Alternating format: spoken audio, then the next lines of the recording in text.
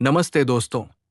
नवे अध्याय में हमने ब्रह्मांड के उस राजविद्या वाले परम गुप्त रहस्य को समझा।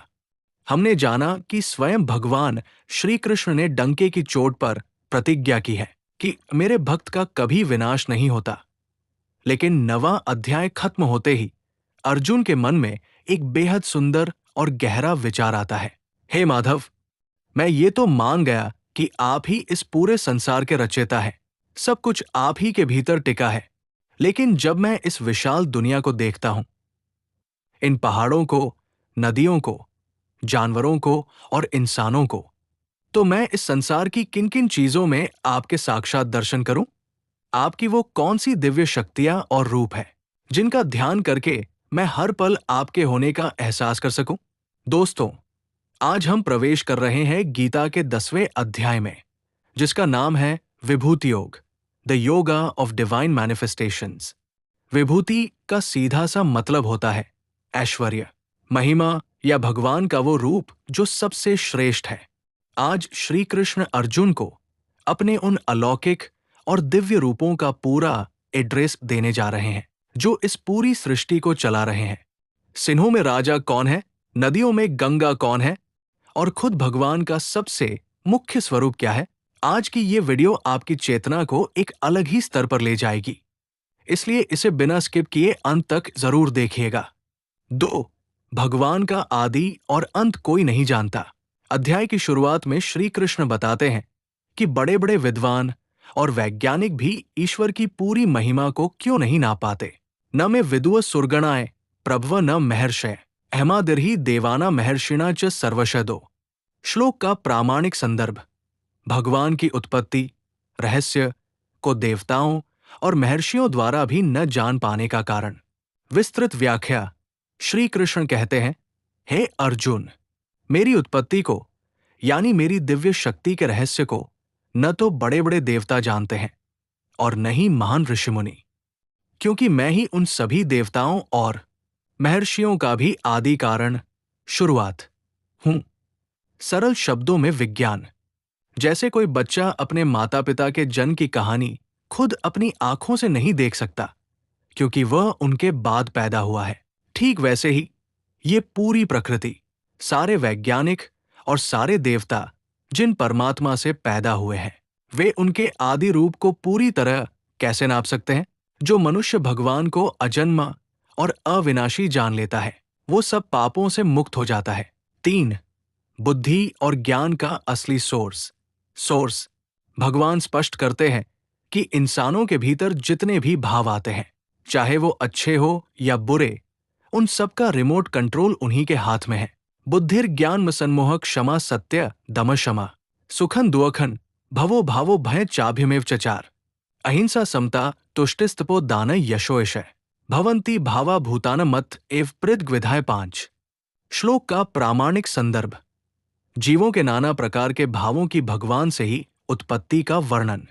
विस्तृत व्याख्या मनुष्यों के भीतर की बुद्धि, ज्ञान, भ्रम से मुक्ति, क्षमा, सत्य, इंद्रियों पर नियंत्रण, मन की शांति, सुख दुख, जन्म मरण, डर और निडरता, अहिंसा, समता, संतोष, तप, दान, यश और अपयश, जीवों के ये सभी अलग अलग प्रकार के भाव केवल मुझसे ही पैदा होते हैं।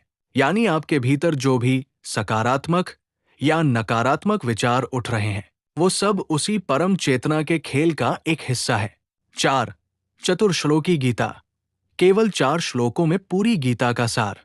अब इस अध्याय का वो सबसे महत्वपूर्ण हिस्सा आता है जिसे चतुर्श्लोकी गीता कहा जाता है। विद्वान मानते हैं कि अगर किसी के पास पूरी गीता पढ़ने का समय नहीं है, तो वो केवल इन 4 श्लोकों, श्लोक 8 से 11 को समझकर पूरी गीता का ज्ञान पा सकता है। अह सर्वस्य प्रभवो मत्तः सर्वं प्रवर्तते इति मत्वा भजन्ते मा बुधा भावस्मन विताय 8।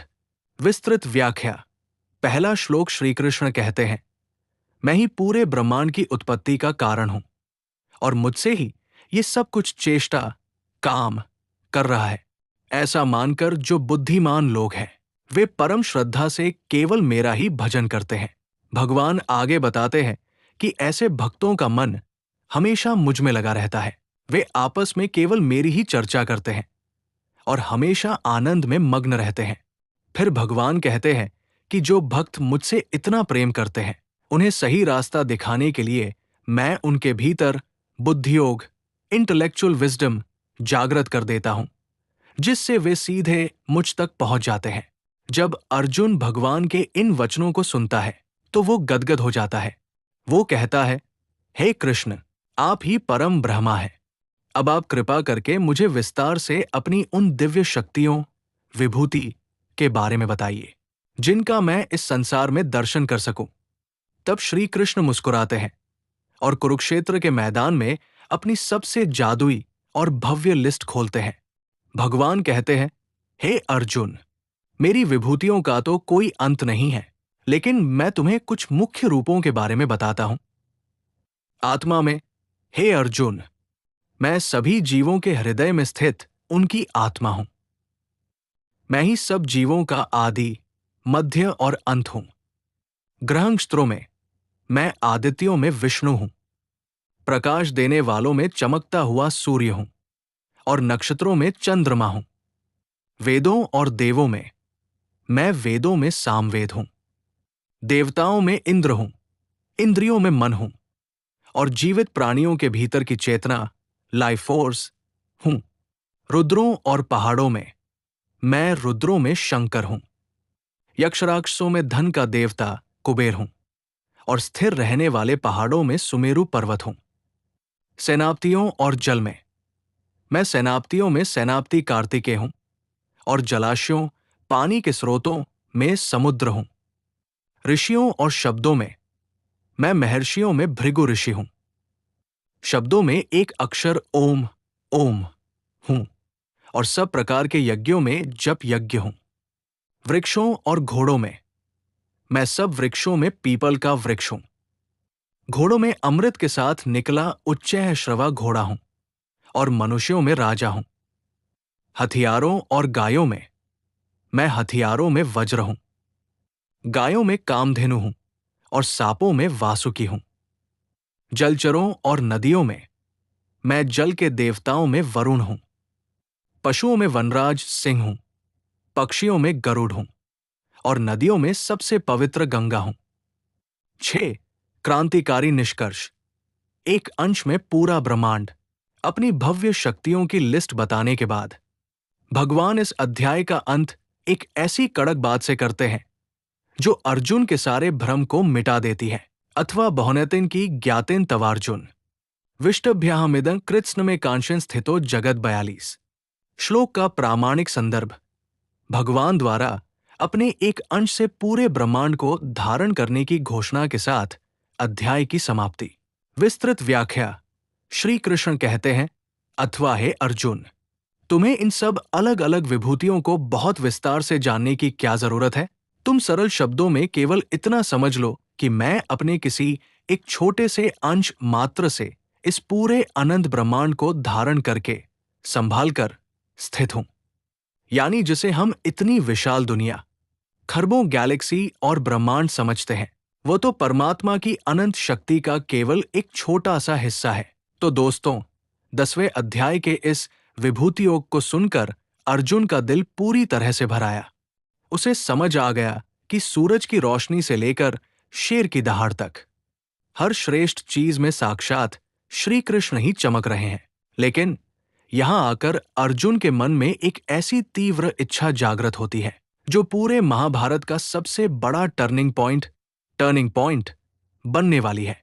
अर्जुन हाथ जोड़कर कांपती आवाज में कहता है, हे माधव, आपकी शक्तियों को शब्दों में तो सुन लिया, लेकिन अब मैं अपनी इन आंखों से आपके उस असली, भयानक और अनंत रूप को देखना चाहता हूं, जिससे ये ब्रह्मांड पैदा हुआ है और इसके बाद आने वाला है। श्रीमद् भगवद गीता का सबसे भव्य और रोंगटे खड़े कर देने वाला 11वां अध्याय 11, विश्वरूप दर्शन योग।